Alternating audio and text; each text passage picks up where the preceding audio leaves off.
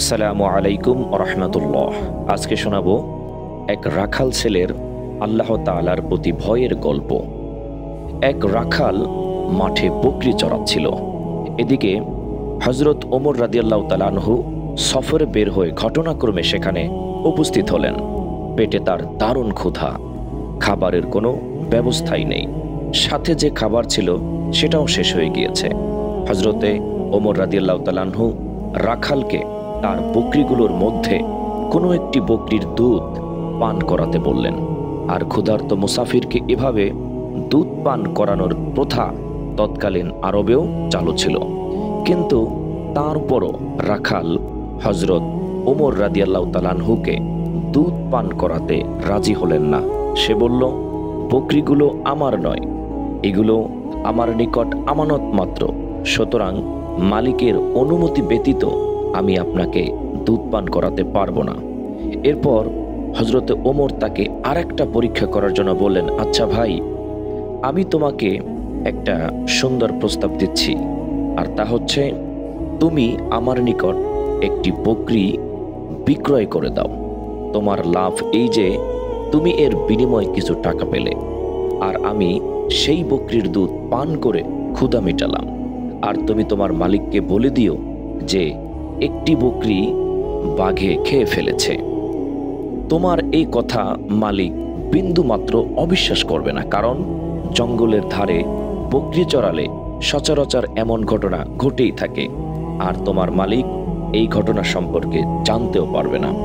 তখন উক্ত রাখাল বলল, আমার মালিক এ সম্পর্কে জানতে পারবে না, এ কথাটা সত্য, তবে মহান আল্লাহ তো দেখছেন, তার অগোচরে তো আর এই কাজ আঞ্জাম দেওয়া সম্ভব নয়। বন্ধুগণ, রাখালের এই ক্ষুধাবিধি দেখে হজরতে ওমর রাদিয়াল্লাহু তাআলা আনহু অবাক হলেন। সুবহানাল্লাহ। বন্ধুগণ আমার, এই জন্য আসলে এই পৃথিবীতে কোথায় কি ঘটতেছে আল্লাহ পাক রব্বুল আলামিন সবই জানে। এমন কোনো বিষয় নেই যে আল্লাহ তাআলা জানে না। যেমনটা আল্লাহ তাআলা কোরআনুল কারীমের মধ্যে বলেন, ওয়ামাল্লাহু বিগাফিলিন আম্মা তা'মালুন, তোমাদের কার্যকলাপ সম্পর্কে আমি আল্লাহ তাআলা মোটেও বেখবর নেই। আমরা অনেকেই লুকিয়ে লুকিয়ে পাপ করি, আমরা অনেকেই আমানতের খেয়ানত করি, আমরা ঠিক মতো দেই না, এবং সেই খেয়ানত করে আবার আমরা মিথ্যা কথাও বলি। এই জন্য মহান রবের কাছ থেকে কোনো কিছুই গোপন করা যাবে না, সব প্রকাশ হয়ে যাবে। আল্লাহ তাআলা সব তিনি দেখতেছেন, এমন কিছু নাই যে আল্লাহ তাআলা দেখেন না।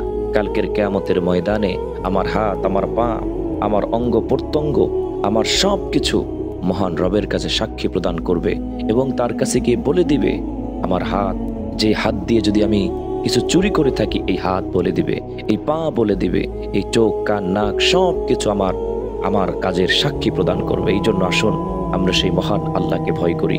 এই রাখাল ছেলেটি দেখেন মহান রবকে কতটা ভয় করেছে। হযরত ওমর রাদিয়াল্লাহু তাআলা আনহুকে সে চিনতে পারেনি, কিন্তু তারপরেও সে তার জায়গায় অটল ছিল, অনড় ছিল, এবং সে তার ঈমান ভঙ্গ করেনি। এভাবেই আমরা মহান আল্লাহ তাআলাকে আমরা কি করব? ভয় করব। আল্লাহকে বেশি বেশি ভয় করার আল্লাহ যেন আমাদের সকলকে সেই তৌফিক দান করেন। আমিন।